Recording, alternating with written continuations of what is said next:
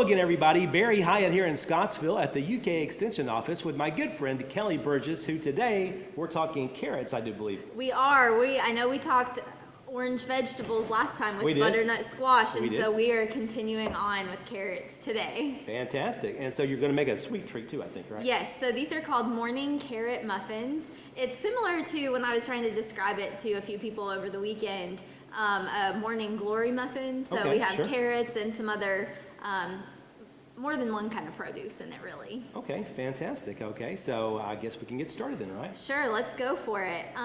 So the first thing that we're gonna do is to go ahead and mix together our dry ingredients. Okay, sure. So we are using whole wheat flour, all-purpose flour, sugar, a pinch of salt, cinnamon, and baking soda. Okay. So we'll go ahead and add in our all-purpose flour, which is 1 1/4 cups. Okay. And we want to do this, you'll have 2 bowls, and we'll want to put these dry ingredients in our large mixing bowl. Okay, because you have dry and wet both, basically. Correct. And then we'll end up adding the wet to the dry at the end. Very good. Makes sense to me? Yes. 3/4 cup of our whole wheat flour. So once again, get the benefits from the whole wheat without it ruining the texture of your final product. 1 cup of sugar. Okay. Which kind of seems like a lot, but it does, this is a fairly big batch of muffins. If you wanted to, could you use a sugar substitute if you wanted? You could use some, or there's even half, I learned recently there's half and half, so like half sugar, half Splenda. Okay. And so that really, sugar does have a function in the recipe with the moisture and the texture. So you'd want at least some sugar in there. So you would want a little bit. You could sure. maybe reduce it to about 3/4 a cup without really noticing a whole lot of difference. All right. But yes, those blends are nice if you're a little more concerned about blood sugar control and all of that good stuff. Sure. We do have a tablespoon of cinnamon. That's really the only flavorful spice that we have, but we have so many produce items that adds a lot of flavor in and of itself too. Just a pinch of salt, or quarter teaspoon, and let's see, 2 teaspoons of baking soda. Okay, very good. So Barry, I'm gonna have you, I like to use a whisk even when we mix our dry ingredients. Sure. It really blends the texture of the flour and the sugar together better than a spoon. So you'd like me to I'll let you kind of whisk that around just a little bit. I think I can handle that. Yes. And I did say we're talking carrots today, so of course we are not gonna put the whole carrot in the recipe, but it's gonna have to be peeled and shredded. Okay. So I actually did this at the very beginning before I started to mix. That way you can go ahead and just have everything ready to go. Sure. So I do have our 2 cups of carrots ready, but just to demonstrate, you'll wanna use a vegetable peeler. Okay. And it's important to make sure that your fingers are out of the way. Some people might want to know, can you use baby carrots in this recipe? Because they're a common snack. A lot of people have them on hand. And you wouldn't have to peel those, but when we get to the part where we grate them, they're kind of hard to hold on to. Sure, and you would have a risk almost. of, slipping and cutting your finger, which we definitely don't want to do. Right. So I would recommend a whole carrot, just like how it comes out of the ground. Sure. You can find them at your farmer's market. They are grown still in high tunnels this time of year in Kentucky.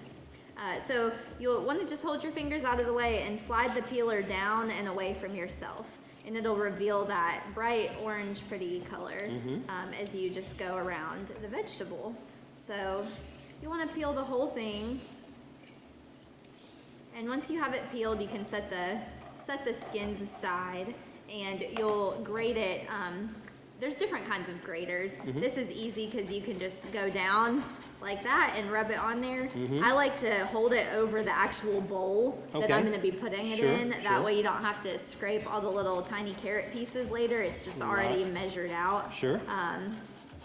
Or there's also the kind of grater that stands up, so you might be holding onto a handle on top and grating it down that way. All right, very good. So that's how you shred and grate your carrot safely. So I mentioned we already do have ours measured out today. You sure do. But we also need to chop up our apple. So this recipe includes applesauce and 1 whole apple.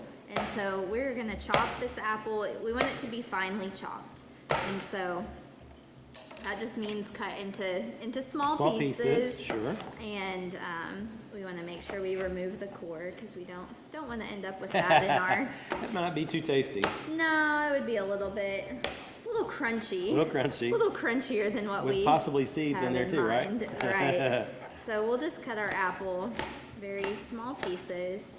And I guess on this, it probably depends on your taste. Do you want a little bit of a tart apple or maybe more of a sweet apple? Is that right? Right. It could be really, I guess, either one. This is a gala apple. Okay. They're easy to find in the store, so that would probably be accessible to anyone. Sure. But you could use a more tart. I think the rest of the flavors in this recipe, we have raisins and some other kind of sweeter things. Sure. So if you wanted a sweeter apple to go along with that, that would be great as well. Gotcha. Okay. Very good. So now that it looks like those dry ingredients are mixed Yeah, I pretty think well I've got them pretty good there. So. Okay, awesome. So we'll go ahead and add in all of our mix-ins, as I like to call them, kind of the extra goodies here. Let me grab this spatula. Most So we have certainly. our apple that we've cut up. And then we have 1 cup of carrots that are already grated. Yes. So we're getting all of our colors in here, which helps us to know that we're getting all kinds of vitamins and minerals Most certainly. that are healthy for our body. Carrots especially, we think of vitamin A and eye health, but they actually are great for bone health and just general growth as well. So we'll add in our 1/2 cup of raisins. Okay. Very good. I'm making a little mess over here. 1/2 cup of unsweetened shredded coconut. If you don't make a little bit of a mess when you're trying to do something here, you're not being successful. It's I not think. really a day unless you make a little mess. And we have chopped, the recipe calls for walnuts, but I've chosen to use pecans today. It's really up to you. You can Sure. even omit them if you have someone who has a nut allergy. That's Okay. totally fine. Very good. All right. So we are going to, would you like to stir Yes. these I a can do little that. bit while this won't take too long. Oh, sure. We're gonna mix together our wet ingredients, which is egg. We have 3 eggs. I went ahead and mix those ahead of time, like as if I was gonna scramble them, just Okay. so that it's easier to mix when it's all together. We have a 1/4 cup of vegetable oil. Okay. And we have 1/2 cup of applesauce. I got the little snack pack ones. That Yes. way, if you're not going to use it again right away, you don't have to worry about wasting the rest of your container. Okay, And you can sure. send the rest in the kids' lunches. There you go. Multitasking, as they say. Exactly. So I'm going to steal this whisk Oh, back. most certainly. And this will really lighten up the texture of it a little bit. So we want to kind of whip you could do this with an electrical mixer, but it works just as well. Sure. With a whisk in your hand and a little elbow grease. You know, the thing about it is, too, I mean, when we make these different recipes, it's when you add cinnamon to anything, it makes it smell so nice when you're actually mixing it Oh, together. it does. It smells amazing in here right now. I wish that could translate over I TV. know, exactly. But yeah, but it looks Perfect. really good. So there you go. I'm gonna go ahead and add our wet to our dry. Okay. And I can finish off the mixing for us. And it'll seem like it's kind of thick. The dough, or the batter, I guess it would be batter, it is very thick. More so than what you would think at first. I thought, did I mess up and not add enough wet ingredients? You probably did add enough wet ingredients. It just, see how it's kind of, Uh-huh. you have to make sure that you get all the clumps of flour out of the way. Right. And I might not have done that just great. Oh. It's a little tough to do, though, actually, isn't it? It is. You kind of use a folding technique, which Gotcha. is more just kind of flipping it over, cut it in half, Gotcha. and flip it over. There you go. And that gets the moisture spread evenly around. So I'll mention that we've preheated our oven to 350 degrees. Okay. And we're gonna put these in muffin pan, and they'll cook for about 20 minutes. So not very long then. Not too long, especially for a muffin. I think that's a pretty reasonable time to expect. I think so, yeah, most certainly. And, you know, really, with the exception of just the prep time, I mean, it doesn't really take that long to do this at all. No, it didn't. As Just far as to- getting your ingredients, I'm saying, yeah. Right, just to whip it out. I think the thing that took the longest, which you didn't get to experience since I had prepared it, Right. was the shredding of the carrots. Yes. They can tend to kind of fly everywhere Well, that's just true. a little bit. That is true, you're right. I didn't get a chance to see that, but that could take a little while, I could see. Right. Because you had quite a few in there. Yes. It was I purchased a package of I think it's a 1 pound package just Okay. of the whole carrots. Sure. And that was more than enough for the 2 cups that it required. It was Okay, very good. very affordable. Now, have and you tried these? I have tried them, Barry. Oh, my Actually, goodness. this morning I was a little bit hungry, so I took some for a snack, and they are excellent. They're very, they are called morning carrot muffins, so I know that some muffins are more like a cake than a muffin, but Sure. these are not so. You can actually eat this for breakfast and feel good about having a healthy Not feel breakfast. guilty. Right, Maybe. exactly, because you think about it, you're getting so much good nutrition. You have our whole wheat flour, we have carrots, apples, raisins, nuts for a little bit of protein. So these are really a great way to start your day. Good deal. Also, since we're talking about carrots, if you do buy carrots from your farmer's market or at the grocery store, it's actually great if the tops are still on them, because that helps keep them fresh in your refrigerator. Sure, I makes didn't sense. know that, but the green leaves, it kind of keeps the moisture in the vegetable while Okay. it's being stored. How cool. So You learn something new, as they say. you do, always learning, and that's one thing that's good. It's never too late to continue learning. That's right. Especially in the kitchen. There's always somebody who knows a little bit more than you do.